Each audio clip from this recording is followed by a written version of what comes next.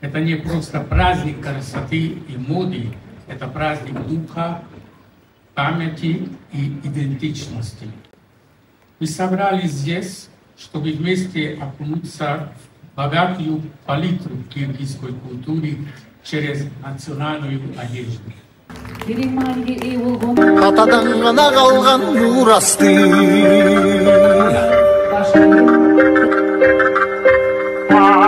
жаңырып заман жаңымын баба салтын улантты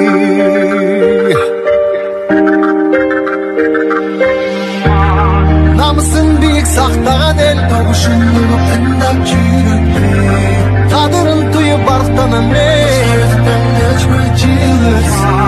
кайратынан жанбаган калың элди барктаган эгемендикти энчилеп өмүрүн берген бизге канча адам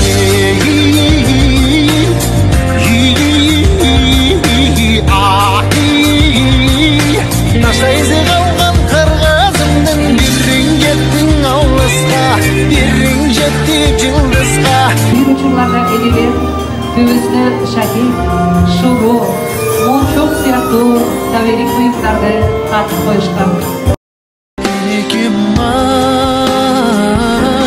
Таза аккан суудай таң аткан нурдай эртеле кеч киреби берекем ай замзамдан нурдан сагынган нурумдан кейбе эч биремми Analar izinin негиздөөчүсү бүтүндөй байлыкты жаңы буунга таратып келе жаткан Асил Калканова.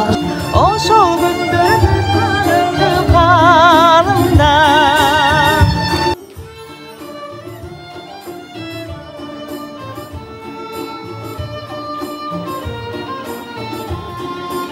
Эл арасында эркектин формасы гана эмес, анын башка турганы дагы өзгөчө орун. Элдик өнөрдүн, салттуу өнөрдүн ал күнөөчүсү, аталар изинин негиздөөчүсү этно дизайнер Асил Калкановага алкыштар жана небересине болчоңор болсун.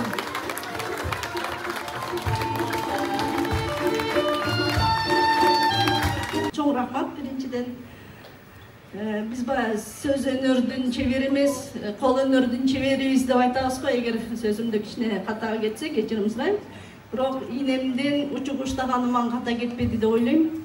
Ошончо жыл бизди кыргыз болуп саптап келген бул энелер батырды да төрөгөн. Энелер бул урпактарга учуп калтырган. Жана биз азыркы күндө эне болуп өзүң өзгөчө чоң эне болгондон бери ушунчалык ичиңдеги ойгу туйгуң аябай башкача болуп кеткен.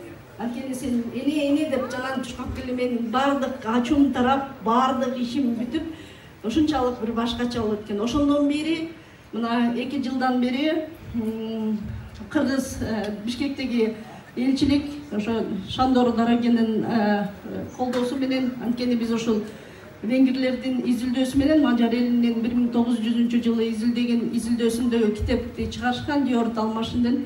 Ошол жерде экөөбүз сүйлөшүп атып, мен өзүбүздүн энелеримдин эле чейин көрдүм. Мен анан айттым да, бул биздин тууган, биздин эме. Сен биринчи үйгө алып барып окуп кел дейт. Андан кийин экөөбүз сүйлөшөбүз десем, мен болбойм да, жок, бул биздики. Чынында астында баардыгы жазылып турганы, бул Бого уруусундагы ошо Балбай, ары Кашкарга кеткен жолдор, ошолор жөнүндө этнографиялык сонун китепте. Ошондон бери биз Венгр элчилиги менен бир туугандай жашап келатабыз, бир туугандай болуп табылга табып келатабыз. Бүгүнкү табылгабызды сиздерге тартууладык. Мына 20 жылга жакыныраак убакытта элечекке баш алып сал болгондон бери мен үйрөнгөн элечектин баары ушулар. Мага энелер берген табериктер да ушулар. Жана көпчүлүгү өкүнүчтүү бул дүйнөдөн кош айтышып кетип атат. Кээ биркилердин өзүм кепиндеп калган учурларым болду. Ошондо да мен азыр башыбыздагы ак элечегибиз бул жортучулуктагы бала төрөлгөндөгү ороңгуш жана акыркы сапарга бара турган кепин экенибизди моюндай алат экенбиз да. Бирок ар бир адамдын акыркы сапары бар. Бирок биз акыркы сапарга кам көрүп жүргөн энелерибиздин ушунчалык камкор экени жана кыргыз модасын же болбосо көчмөндөр модасын жарата алды деп айта алам. Ар бир учугунда, ар бир саймасында, ар бир ушу шөкөттөрүнүн баарында мага берген энелердин тарыхы жана табириги бар. Мен алар энелерге дайым таазим кылам. Ошондой эле Кайбар. Менин алтындарым ушулар. Кайбар. Ушунда мага келип алышыптыр. Карасам кичинекей балдар. Биз YouTube каналга ыр жаздыралы эле десе, ушу балдардын колунан келет бекен деп. Бек. Чачын өсүртүнөн чачынын кетейин деп мынтип коюп атам. Кийин бердик. Ушундай сонун ыр жазды. Анан айттым да, эчтеке кылбай эле койгула, мен кийим эле кийгиле десем, жок эже, 1 сааттык бир концерт беребиз дейт. Анда мен айттым, эчтеке унап келип алып ойнотом. Эмне кылам дедим эле. Силерге тартууладык. Кайбар. Айзат экөөбүздү жакшы билесиңер. Келечекти күндү келечек менен хайп болуп келгенбиз. Эми Айзада өзүмдүн сиңдимдей да, кызымдай да. Айзада азыр түштүк тарапка келин болгон үчүн мына эми Айзада нак өзүнүн элечегин кийди.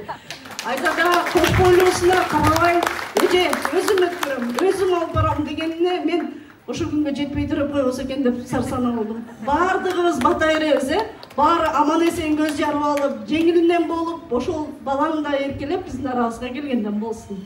Жана Курманжан Даткан фильми тартылгандан бери Елена Абай кызын кичинекейибизден экөөбүз бармактайбыздан ошондо да мен бактылуу болсом экен, күйөөгө турмушка чыксам экен деп эже төрөсө менен чоңоюп барат, эчтим эмес. Аял кишинин көркү. Аял киши балкылдап бала эмизип турган бул эң сонун күндөрдүн бири. Жана эң бактылуу күндөрүбүздүн бар. Бардык аялдарга Еленадай болгон бактылуулукту каалайм.